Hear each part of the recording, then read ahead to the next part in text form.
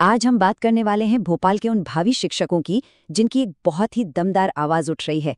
और हाँ, ये सारी बातें सीधे उन्हीं के शब्दों में हैं। तो शुरुआत करते हैं आयोजकों के ही एक बहुत जोरदार कोट से।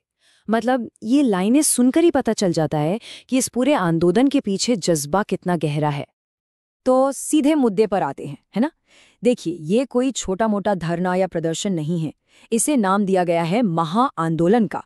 मतलब एक बहुत बड़ा आंदोलन, एक ऐसा मूवमेंट जो इन होने वाले शिक्षकों के लिए एक टर्निंग पॉइंट बन सकता है। अच्छा, तो सवाल है कि ये सब कब और कहाँ हो रहा है। तो सारी जानकारी ये रही। ये महाआंदोलन है वर्ग 2 और 3 के भावी शिक्षकों के लिए। तारीख है 17 नवंबर सुबह 10 बजे और जगह भोपाल का नीलम पार्क। तो ठीक है, आंदोलन हो रहा है, लेकिन क्यों?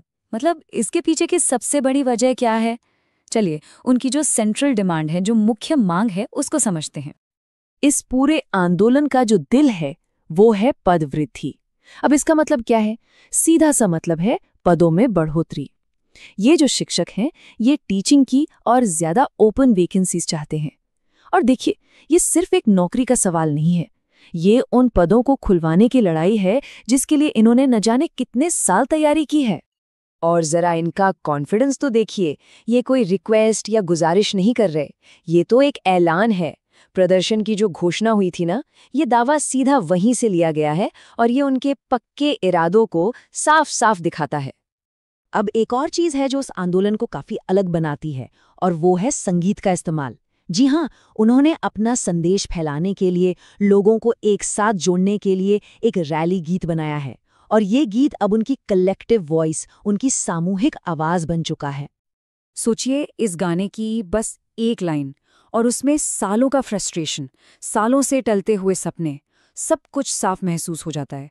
ये सिर्फ एक प्रोटेस्ट नहीं है, ये सालों के सब्र और उम्मीदों का नतीजा है जो अब सड़कों पर उतर रहा है।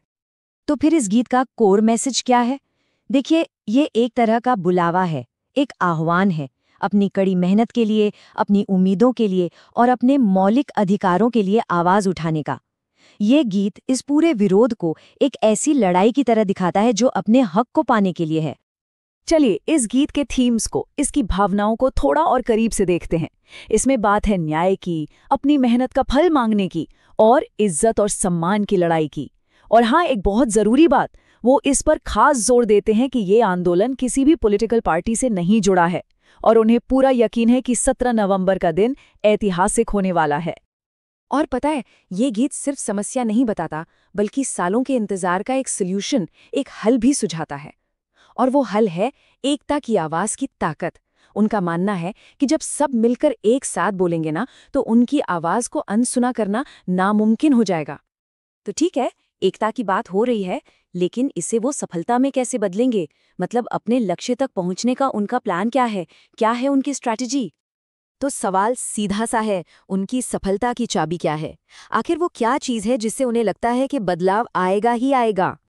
और इसका जवाब भी बिल्कुल सीधा है, जो आयोजकों की तरफ से ही आया है। उनका मानना है कि उनकी असली ताकत उनकी गिनती में है, उनकी संख्या में है। कनेक्शन बिल्कुल साफ है, जितने ज्यादा लोग वहां पहुंचेंगे, पद वृद्धि की संभावना उतनी ही ज्यादा बढ़ जाएगी। तो उनका जो फाइनल कॉल टू एक्शन है, उसे हम इन 3 आसान स्टेप्स में समझ सकते हैं। स्टेप 1, 17 नवंबर को भोपाल में इकट्ठा होना। स्टेप 2, अपने हक के लिए खुद अपनी आवाज बनना। और स्टेप 3, इसी एकता के दम पर न्याय हासिल करना। और ये जो लाइन है ना, ये उस उम्मीद और जज्बे को बिल्कुल निचोड़ कर रख देती है जो इस पूरे आंदोलन की जान है। ये सिर्फ एक विरोध प्रदर्शन नहीं है, ये इतिहास रचने की एक कोशिश है। एक ऐसा दिन जब हर भावी शिक्षक एक आवाज बन के गूंजेगा। तो हम इसी एक सवाल के साथ इस बात को खत्म करते हैं। सोचिए, जब एक सामूहिक सपना, एक कलेक्टिव ड्रीम सालों तक टलता रहता है, तो जब वो आवाज आखिरकार एक साथ उठती है, तो वो कैसी सुनाई